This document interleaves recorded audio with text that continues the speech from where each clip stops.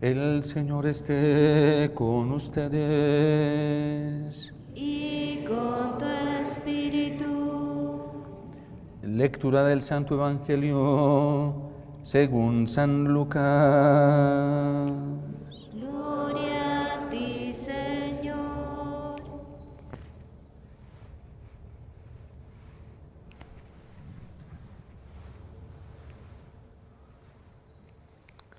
En aquel tiempo entró Jesús en una aldea y una mujer llamada Marta lo recibió en su casa. Esta tenía una hermana llamada María, que sentada junto a los pies del Señor escuchaba su palabra.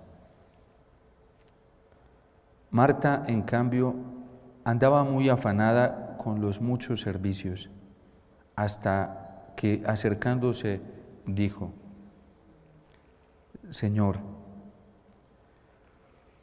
¿no te importa que mi hermana me haya dejado sola para servir? Dile que me eche una mano. Respondiendo, le dijo el Señor: Marta, Marta, andas inquieta y preocupada con muchas cosas. Solo una es necesaria. María ha escogido la parte mejor y no le será quitada.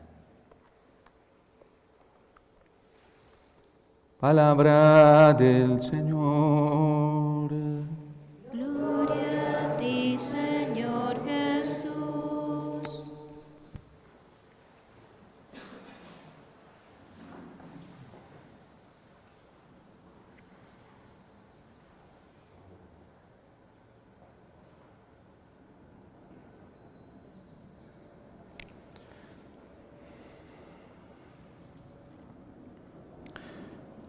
Cuando San Agustín se pregunta por el origen del mal, que además era un interrogante todavía muy abierto en su época para muchos y para la misma Iglesia, porque se hablaba de que Dios solamente era el principio y era un principio bueno, y solamente existía un principio y ese principio era Dios. Y de ese principio que es Dios brotaron todas las cosas. Y entonces el mal, si Dios es el único principio y no hay otro principio, ¿el mal de dónde proviene? ¿Proviene de Dios? Si Dios es el único principio. Y fue un interrogante que no solamente se hizo a San Agustín, sino que se hacían muchos cristianos en su época. Y San Agustín explica el mal como una procedencia de una mala elección entre muchos bienes. ¿Qué pasó? Que Dios creó en realidad todos los bienes, pero en un orden jerárquico con diferente valor. Cuando hay jerarquía de bienes, no todos tienen el mismo valor. Hay unos que tienen menos valor que otros siendo bienes. Y entonces está Dios como el bien supremo, que está por encima de todos los bienes. Y luego, después de ese bien supremo, vienen otros bienes. Y dice San Agustín que los ángeles caídos dejaron de elegir el bien supremo y comenzaron a elegir bienes inferiores hasta terminar eligiéndose a sí mismos, que ellos eran un bien, pero eran un bien inferior. Y cuando se eligen a sí mismos, dejan de mirar el bien supremo que es Dios. Y ahí viene la corrupción para la humanidad.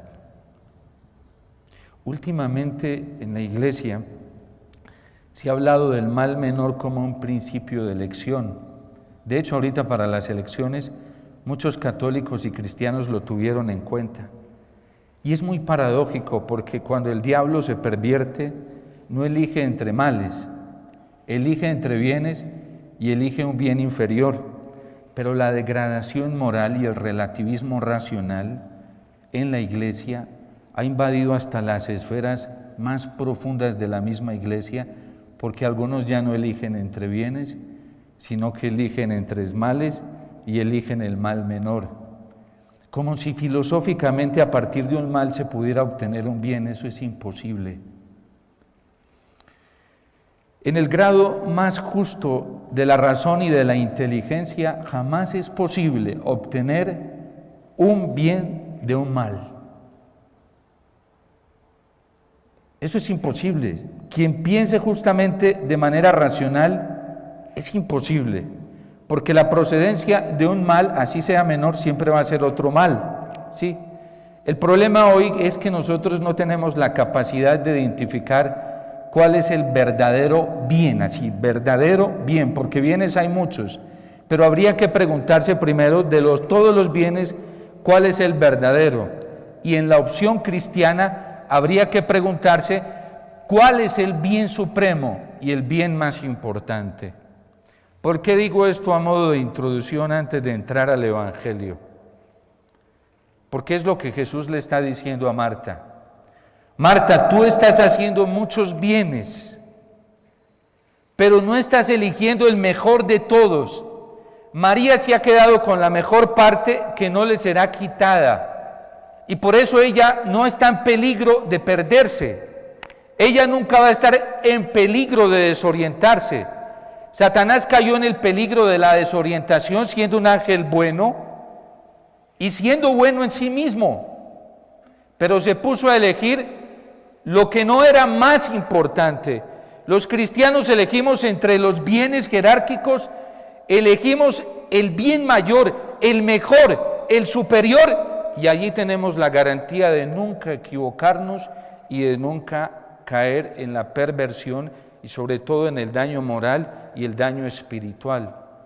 ¿Cuál es el gran problema? Que la gente hoy no sabe que cuando no eligen el bien supremo que es Dios, van deteriorando su alma, y eso es una corrupción espiritual que no se ve, digamos, inmediatamente, sino que se ve a largo plazo. Y hay gente que cada vez por hacer esto se siente menos identificada con las cosas sagradas, se siente menos identificada, por ejemplo, con las promesas de Dios hechas en su palabra, pero sí se siente más identificada con las promesas que hacen los poderes de este mundo, los poderes políticos, aún los poderes religiosos, porque además hoy muchos poderes se saben poner el vestido religioso, el vestido de Dios, y no tienen vergüenza para eso, ¿sí? Y entonces usted ve, por ejemplo, en el ámbito de la fama y el honor, hoy, por ejemplo, el fútbol. El fútbol es una de las idolatrías más altas que hay en esta esfera de la humanidad, ¿sí? Y entonces si un futbolista famoso lo ven por ahí con un rosario en la mano, la gente ya lo toma, ¿sí?, como un ídolo, y incluso es capaz de satisfacer el ámbito cristiano y religioso, y la gente simplemente por ver esa apariencia, o porque utilizó el nombre de Dios o de Cristo, o porque los jugadores del Real Madrid ahorita que ganaron fueron donde la Virgen, ya la gente lo cataloga como una persona o unas personas auténticamente cristianas, buenas en el sentido propio, aparente, ¿sí? Pero en la vida cristiana no funciona así. ¿Cómo funciona? Funciona, ¿quién es el auténticamente cristiano? El auténticamente discípulo. ¿Quién es el verdadero cristiano? El que está haciendo lo que hace María, que se pone a los pies de Jesús y comienza a escuchar su palabra. Y luego de prestarle tanta atención a su palabra, la obedece y la pone en práctica tal y como Jesús se la enseña, no como otros la enseñan. ¿Cuál es el problema también hoy en la iglesia y dentro de la vida cristiana? Que hay gente que se volvió muy fanática, ¿sí? Y le gusta escuchar lo que otros dicen de Jesús, pero no lo que dice Jesús. Hay muy poco cristiano en la iglesia hoy que coge la Biblia, muy pocos. Aquellos de los que les arde el corazón, se les enciende, se les hincha el alma cuando cogen el Evangelio, lo leen y comienzan a escuchar las palabras de Dios. Ya no se les hincha el corazón, ya no les arde, ya no les entusiasma eso. Pero si viene otro que traduce estas palabras, las interpreta y les pone otras decoraciones, pues ya sí resulta como más entusiasta, ¿sí? Y si en su interpretación le pone un lenguaje medio poético y le pone música también y melodías, también se vuelve muy entusiasmante eso. La gente hoy a la gente la trabajan mucho con el estímulo del sentimiento. Bueno, y siempre ha sido así en el ámbito del conocimiento. Por eso Aristóteles, que no despreciaba los sentidos, no despreciaba lo sensorial, pero sí desconfiaba de los sentidos. Y Aristóteles no tomaba, ninguno de los griegos tomaron como verdad lo que se presentaba ante los sentidos. Eso había que discernirlo. Lo mismo es la palabra de Dios. San Pablo dice: escuchen las cosas, pero quédense con lo bueno y desechen lo malo.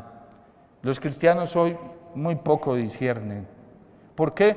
Porque estamos en una época y en un contexto actual donde la humanidad es sensorial, puro sentido, ¿sí? Y a través de los medios de comunicación la gente se mueve así, ¿sí? Por lo sensorial. Es más, la gente ya no tiene capacidad de coger y leer, discernir, preguntarse si esto es bueno o no. La gente dice, esto es verdadero según lo que yo sienta, ¿sí? Y entonces si leí esto y me emocionó, esto es verdad, esto es bueno. ¿Y saben a dónde nos lleva eso? Eso nos puede llevar a la catástrofe más grande.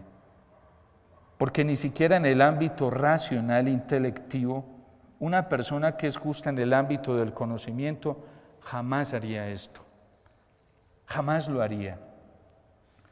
¿Cuál es el modelo para nosotros, para cuidarnos? Porque hoy el relativismo es desbordante. Por eso la gente todos los días se emociona, ve cosas, ve noticias y se llena de emoción y en la tarde ya está decepcionada y despechada, ¿sí? Desilusionada y herida. Y hasta gente con odio y resentimiento, que es peor, por darle cabida a lo sensacional. Porque eso es una forma de idolatría. ¿Qué pasa uno cuando uno se fabrica un ídolo, pone su confianza y después ese ídolo no habla, no mueve las manos, los pies y termina desapareciendo ante uno y todas las promesas que le habían hecho desaparecen con el ídolo?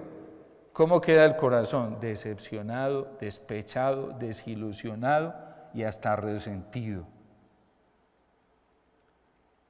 Y a veces nosotros tentativamente utilizamos la oración y la piedad para manipular a Dios. Entonces ya no somos nosotros los que a través de nuestra oración nos ponemos en la disposición de ajustarnos a lo que hacía María, que era lo que le decía a Jesús y lo que hacía Jesús, sino que resulta que Dios tiene que ajustarse a nuestras peticiones.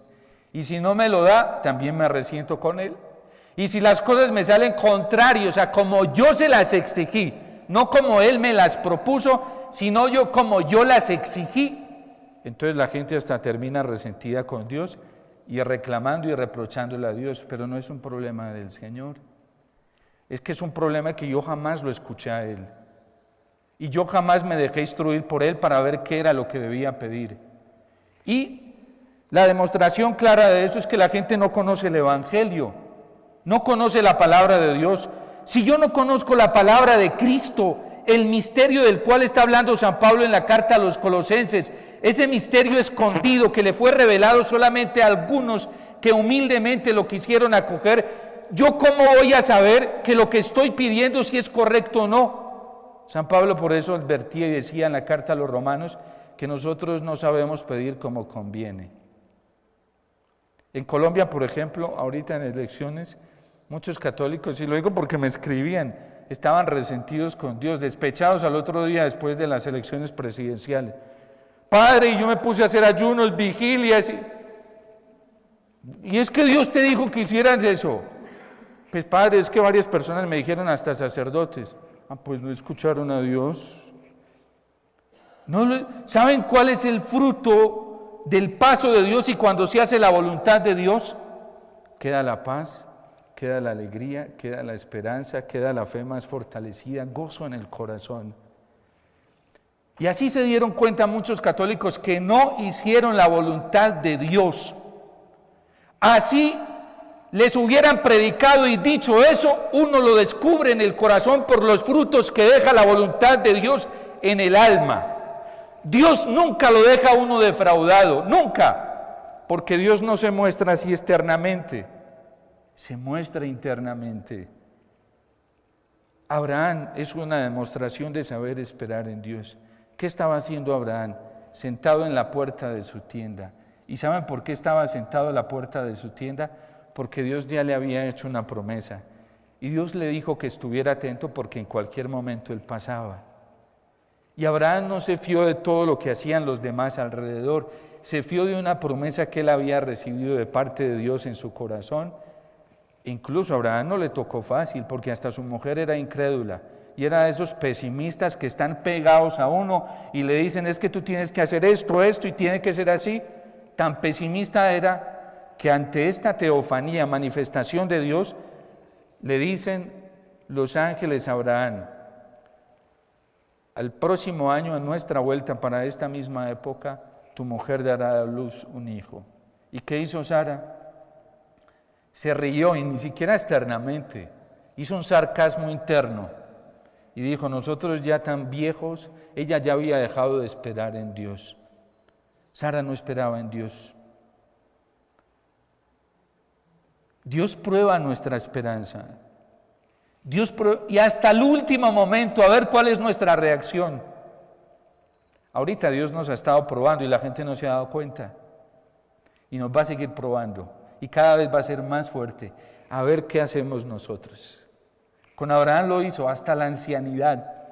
Pero ¿saben qué es lo grande de Abraham? Que se fió de la promesa que le había hecho Dios de que iba a tener un hijo. Abraham no dudó.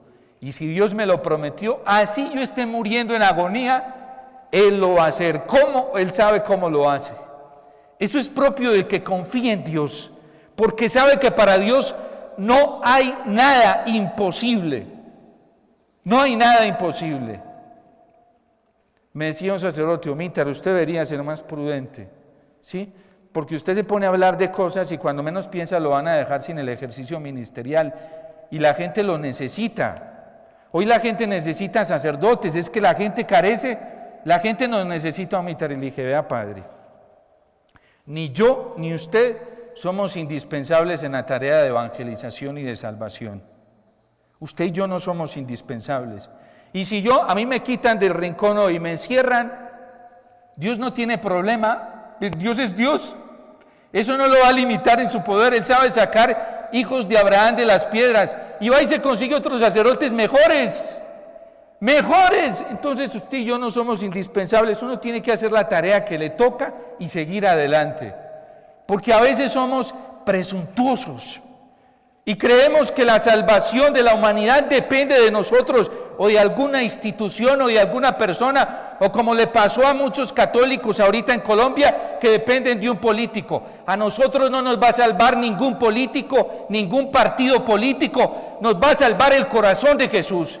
Y este país está consagrado al corazón de Jesús y la promesa sigue viva y reposa solamente en algunos pocos que le creen al Señor, no en los incrédulos. Los incrédulos están ahí apostatando de la verdad y se están entregando a la mentira y al engaño porque ya no creen en el Señor, porque ya no confían en sus promesas y por eso no sienten paz en el corazón, por eso no sienten alegría, por eso no se emocionan con la palabra de Dios como María. Ese es el signo de la incredulidad, de los que desconfían en el Señor, a toda hora arrinconándose a los poderosos de este mundo, a ver si los voltean a ver si los tienen en cuenta.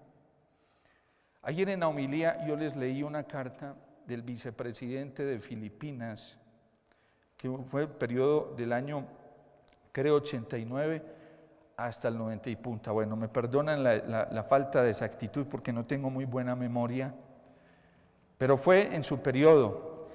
Y le escribe una carta a un sacerdote y le dice, padre, era un contexto en Europa muy paradójico, porque toda Europa venía dominada por poderes comunistas, y lo sabemos por historia geopolítica, ¿sí? La caída del muro de Berlín, todo esto, ¿sí? Unos gobiernos totalitaristas dominantes, y este vicepresidente pertenecía a un movimiento, y ellos triunfan en su movimiento político, llegan a triunfar contra el totalitarismo y el comunismo. ¿Y saben cuál fue la conclusión de él cuando suben al gobierno?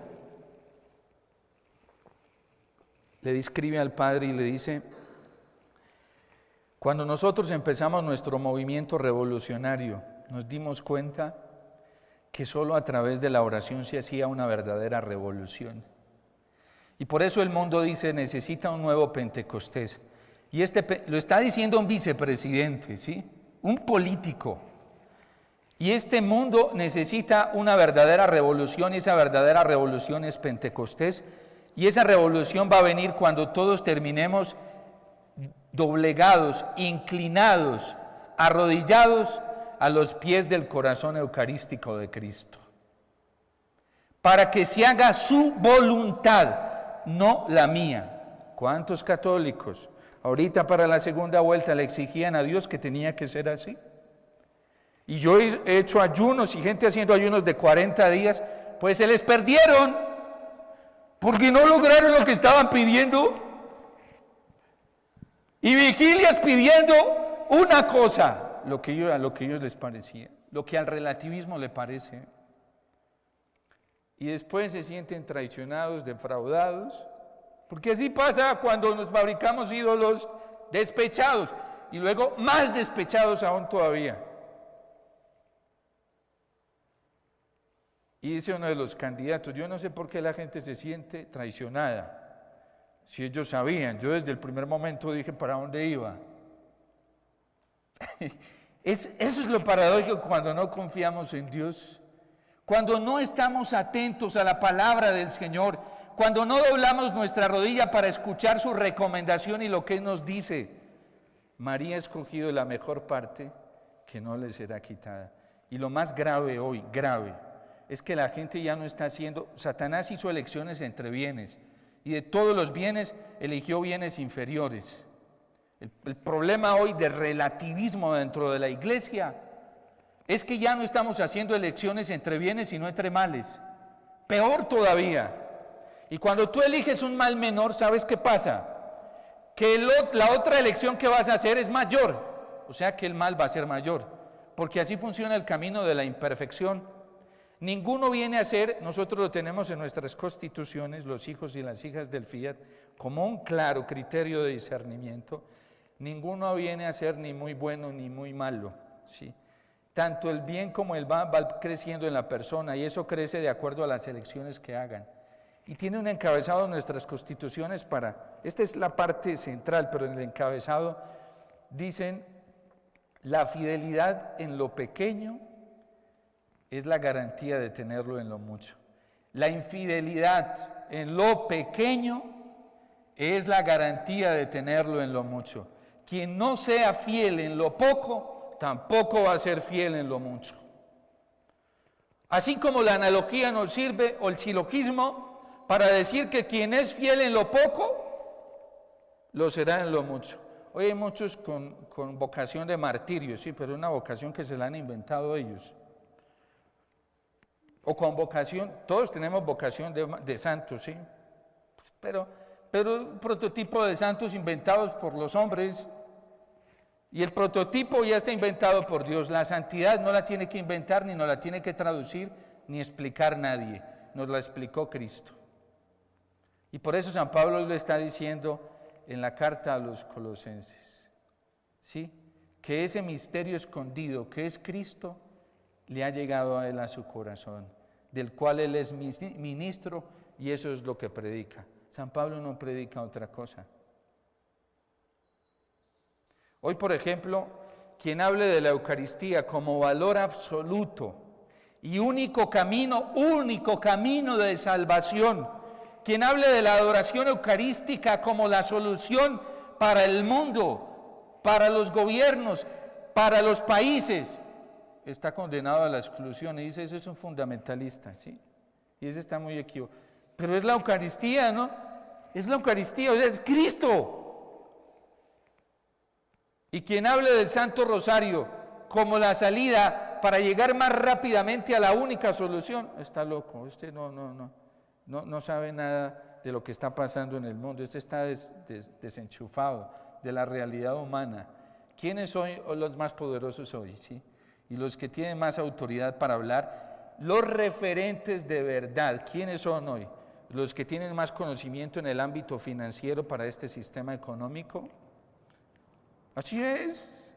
Y si tiene una camandulita en la mano, mejor, ¿sí? Porque hasta esto se valen, instrumentalizan la piedad para vender su propia religión, porque no es la de Cristo. Y si vienen a misa también, a mí me ha tocado ver tantos políticos en misa, y eso cuando están en campaña. Seguro, le van a 2 y 3 misas. A mí me ha tocado verlo. Eso hay que verlos en el camino, a ver. Porque después ni se acuerdan de volver al Santísimo, ni de volver a la Eucaristía, y habría que verlos en su camino de conversión cumpliendo los mandamientos. Ahí es donde se conoce el cristiano, el que escucha y guarda mi palabra. Pues si creen que es mentira, el Salmo nos lo explica muy claramente. Dice, ¿quién puede hospedarse en su tienda, en tu tienda?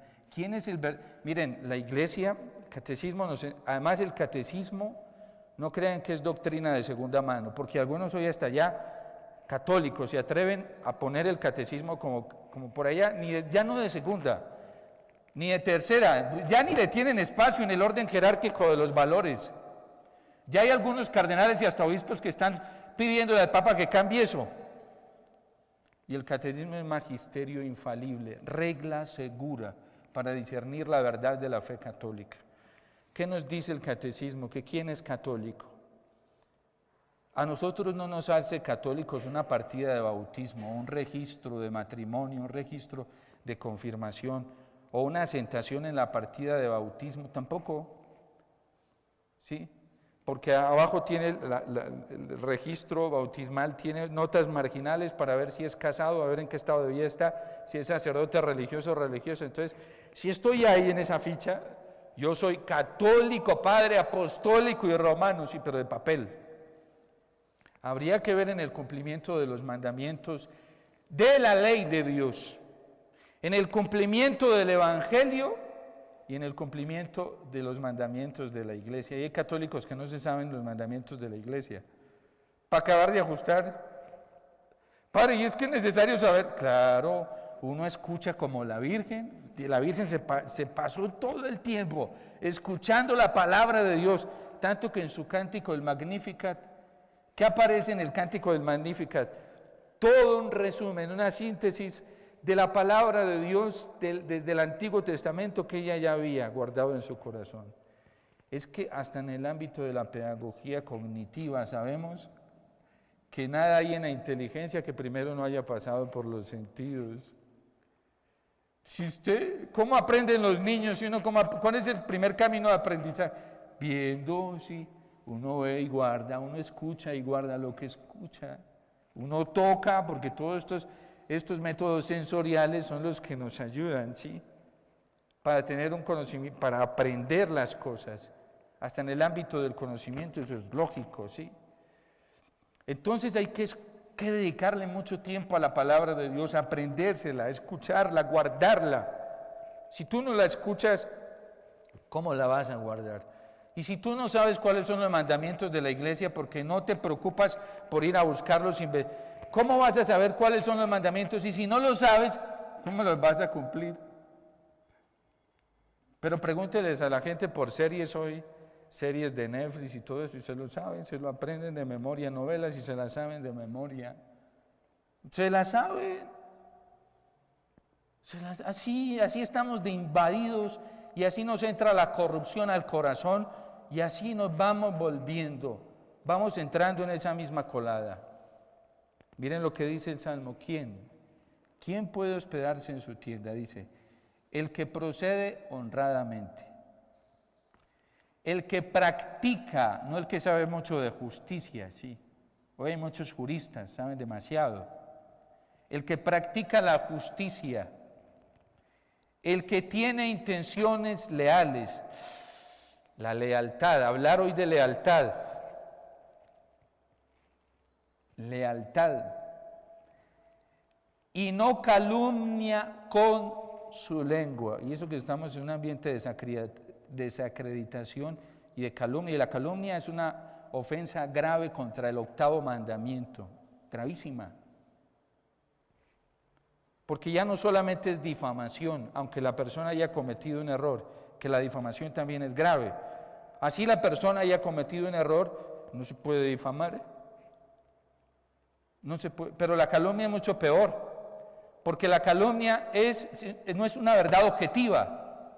O sea, tú simplemente sientes y piensas algo de alguien y ya te hiciste una visión, o alguien te hizo un comentario por ahí a modo de crítica y chisme, y ya tú te quedaste con una versión y reproduces eso, pura calumnia.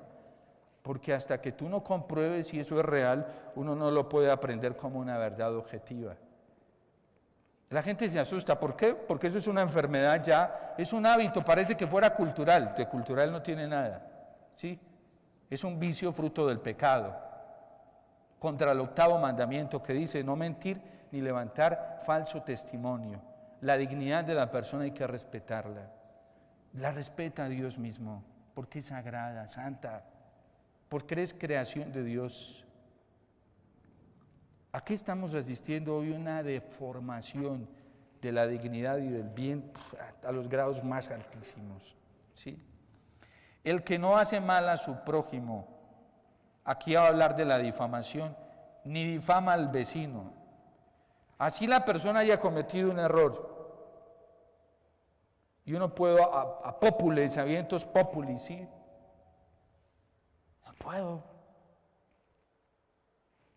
No puedo. La difamación es un delito además. En Colombia es castigado por el Código de Derecho Penal. Porque cada persona tiene derecho a la buena fama. El que considera despreciable al impío y honra a los que temen al Señor. Es decir, el que no está de acuerdo con los que promueven cosas impías, perniciosas, dañinas. Ese hombre está capacitado para estar en la tienda del Señor. Uno no puede estarse confabulando con el error, jamás, jamás. Y si hay personas que empecinadamente, después de decírselo, siguen en el error, tampoco es bueno estar cerca de esas personas. Porque dice San Pablo, un poco de levadura corrompe toda la masa. Y el Señor se lo dice a los discípulos, cuidado con la levadura de Herodes y de los fariseos, porque un poco de levadura daña toda la masa. Y los ambientes lo terminan permeando a uno. Y cuando uno es débil y no vive en el Señor, se lo tragan más fácilmente. Y te convence. El que no presta dinero a usura. La avaricia aquí. Hay algunos que por la avaricia del poder económico y por sostener, hacen lo que sea. No crean que la usura solamente es cobrar de más, ¿sí? O ponerle ya se me fue la palabra, al interés un gradito de más, ¿sí? Y hoy se ve, ¿sí? Porque el espíritu de avaricia hoy ya tiene dominados a muchos, no a algunos, a muchos. Ni acepta soborno contra el inocente, la corrupción. Y en Colombia sí que hay de esto. Y con dineros de narcotráfico, devastador. Dineros con sangre de inocentes. Esos dineros negros traen la huella de la inocencia, de la caída de muchas familias, de muchos jóvenes, de muchos niños que se están perdiendo, de muchos homicidios y suicidios. Quien trabaja con dineros de narcotráfico está trabajando con el sello de sangre inocente, de familias desplazadas, de familias que se han acabado, destruido. Y en Colombia eso es, cada pesito de esos tiene el sello de trasfondo de familias destruidas, de jóvenes que se han perdido en la droga y en el consumo, de niños, hoy no de jóvenes, de niños. Y miren cómo está el tema del microtráfico acá en Colombia y en los colegios, y cómo están los papás, familias destruidas porque tienen a sus hijos destruidos, tienen el sello de la prostitución, la injusticia al nivel más alto.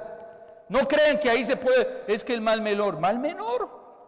Cuando te presentes ante la justicia de Dios vas a decir si es mal menor o no. El que acepta soborno contra el inocente, el que así obra, perdone, que ni acepta, no acepta soborno contra el inocente, no lo acepta, que no acepta nada de estos dineros, nada de estas cosas. El que así obra nunca fallará, ¿sí? Pero si lo miramos en sentido negativo, el que así obra terminará fallando. Por eso, ¿cuál es la solución? María ha escogido la mejor parte que no le será quitada. San Pablo lo dice en la carta a los Colosenses, el misterio escondido para los sencillos es Cristo. La conversión es eso, dejar todo eso, si he caído en eso, y volver a Cristo. Y si no he caído en eso y estoy con Cristo, pues me meto más con Cristo y soy más radical y me entrego de manera más absoluta al Señor. Hace poco yo prediqué unos ejercicios ignacianos y ¿saben qué me impactó? Que al final yo atendí a algunas personas y me dijeron, Padre, hasta aquí. Y yo voy, pero varios, no eran ni uno ni dos, me dijeron, Padre, yo voy decidido a todo.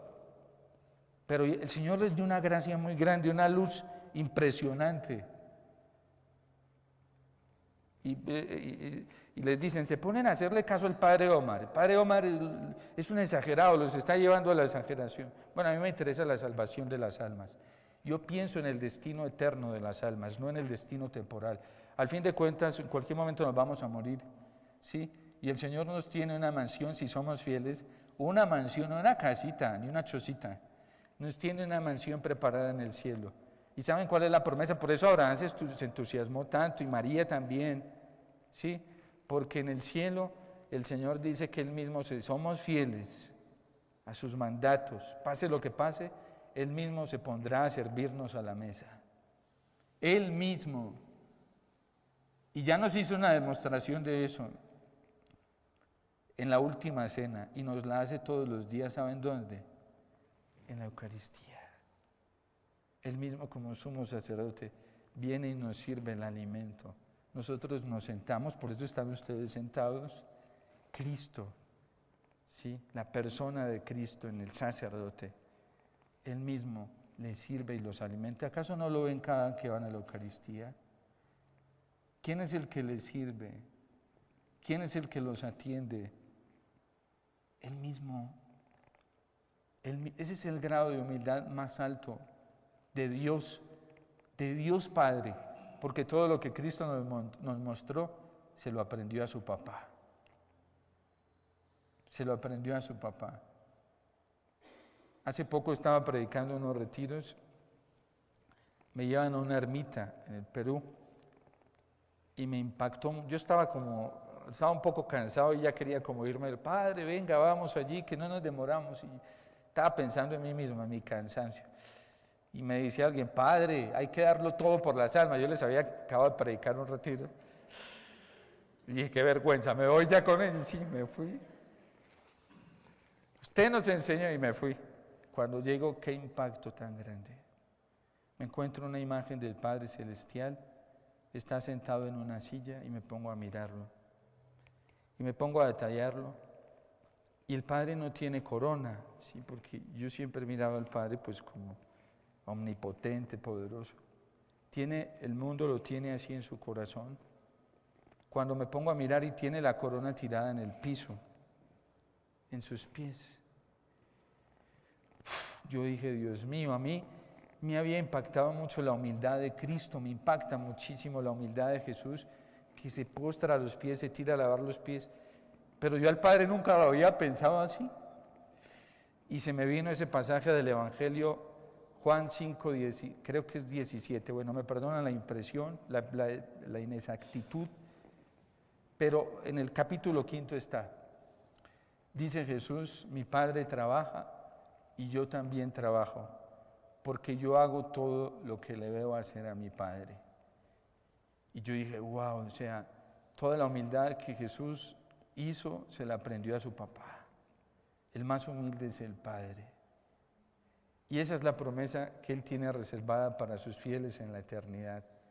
Él mismo Se pondrá, es que nos haces la demostración todos los días en Eucaristía. Se pondrá a servirles. Y esa es la dicha hoy de los santos, de los bienaventurados, que es Dios mismo, ¿sí? Así es el amor de Dios. Por eso vale la pena jugársela toda por el Señor. Así lo pierda uno todo en este mundo. Y si lo perdemos rápido, mejor, ¿sí? Porque más listos, más rápido estamos listos para el cielo. Dios te salve María, llena eres de gracia, el Señor es contigo. Bendita tú eres entre todas las mujeres y bendito es el fruto de tu vientre, Jesús.